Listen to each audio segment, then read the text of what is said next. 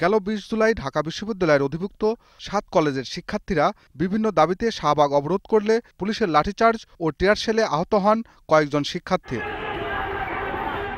ওই দিনে পুলিশের টিয়ার শেলের আঘাতে তিতুমীর কলেজের শিক্ষার্থী ছিদ্দিকুর রহমানের ২ চোখে আঘাত পান। এখন তার ডান চোখে কোনো আলো দেখতে পাচ্ছেন না ছিদ্দিকুর, তবে বাম চোখে আলো আসছে যাচ্ছে। দৃষ্টি ফেরা নিয়ে এখনও সংশয়ে চিকিৎসকরা।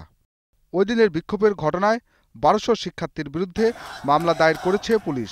মামলা আতঙ্কে ভুগছেন ৭ কলেজের শিক্ষার্থীরা।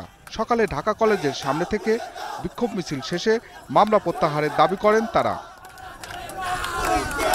বিকেলে জাতীয় প্রেস ক্লাবের সামনে মানববন্ধন করে ঘটনার সুষ্ঠু তদন্তের দাবি করেন শিক্ষার্থীরা। এ সময় তারা ছিদ্দিকুরের চিকিৎসার দায়ভার সরকারকে নেওয়ার দাবি জানান। ধরে আটক করা হয় তাহলে আমি কিন্তু অজ্ঞাতনামা নয়, তাহলে আমি হয়ে যাবে ওই মামলারই একজন আসামি। যে উদ্দেশ্যে ঢাকা ইউনিভার্সিটির আন্ডারে আনা হয়েছে, আপনারা দয়া করে সেই নীতিমালা বাস্তবায়ন করুন। এই বয়সে একটা শিক্ষার্থীর চোখের আলো কেড়ে নেওয়া হয়েছে, 2টা চোখের, তার ভবিষ্যৎ কি? যদি পুলিশ প্রশাসন ছাত্রদের কাছে ক্ষমা না চায় তাহলে আমরা বিচার বিভাগের দ্বারপ্রান্তে যাব। এদিকে সচিবালয়ের এক অনুষ্ঠানে শিক্ষামন্ত্রী বলেন, আন্দোলনরত ৭ কলেজের শিক্ষার্থীদের দাবি দ্রুত বাস্তবায়ন করা হবে। ঢাকা বিশ্ববিদ্যালয়ের বিশ্ববিদ্যালয়ের সাথে কথা বলা হচ্ছে, দ্রুতই এটা সমাধানের পথ দেওয়া হবে।